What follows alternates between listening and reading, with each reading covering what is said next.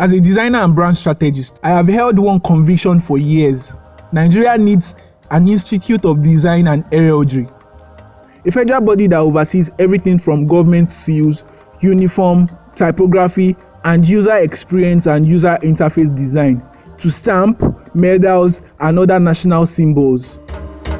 Other nations already do this. The United Kingdom has a government design service.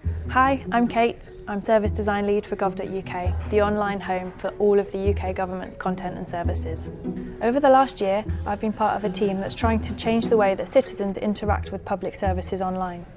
Every week, millions of people come to gov.uk to do complex and sometimes really life-changing tasks like registering a birth, learning to drive, or starting a business. And we know this stuff isn't easy. There's lots of information to find and transactions to complete.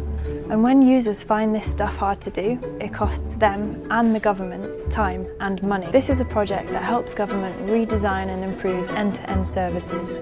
This is government working collaboratively to bring together content, improve that content, and then start to work on the underlying service and policy.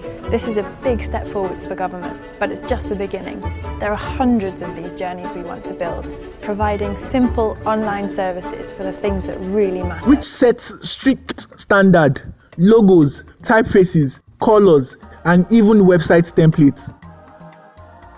That is why every British ministry looks like government. Consistent, credible, and professional.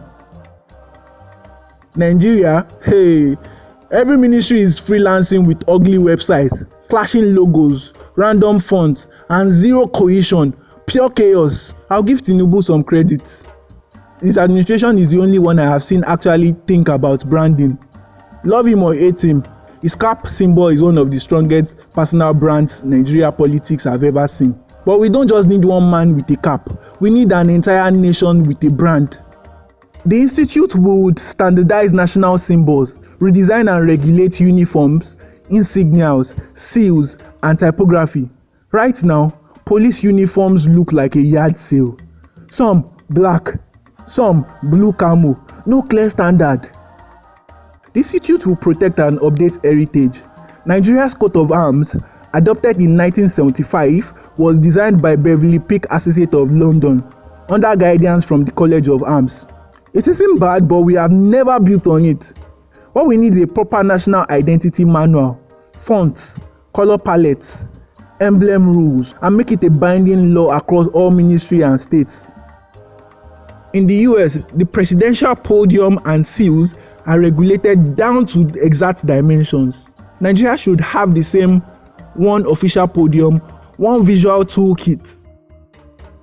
We need to have a digital standard. Staff this institute with our best user experience and user interface designers. Right now, ministry's website look like a 2005 HTML group project.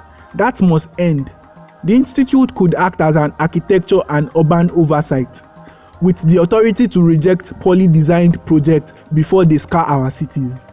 Yes, Nigeria already has the Architect Registration Council of Nigeria regulating professionals and the Interior Design Association of Nigeria representing interior designers since 2007.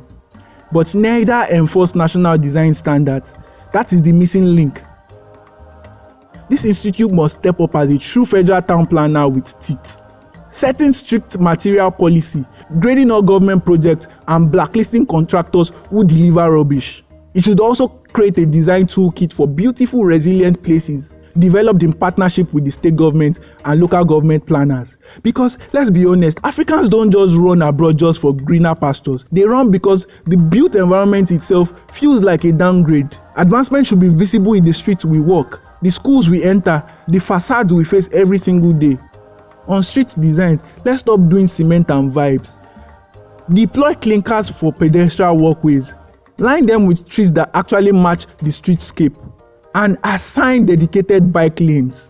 You can make it green if red feels too controversial as a national color. Design curbs and roads that are not just functional but inspiring, with crisp road marking, proper street signs, and aesthetic street lights, all chosen from a national template. Order, beauty, and consistency. That is what makes a street feel like it belongs to a nation. The institute must also enforce a grading system for government contracts. At its core, this institute will encourage timeless, resilient facade instead of quick fixes. It will partner with the state and local planners to create toolkits for beautiful, lasting spaces. It will rebrand public services with dignity, police badges showing official national ID, military and paramilitary uniforms standardized across ranks and departments. No more confusion over who is legit. They would even regulate medals, seals, and public insignias. So we will stop looking like a patchwork nation and start looking like a united one. Look at the United Kingdom again. The GDS transport font, used everywhere from London Underground to the government website.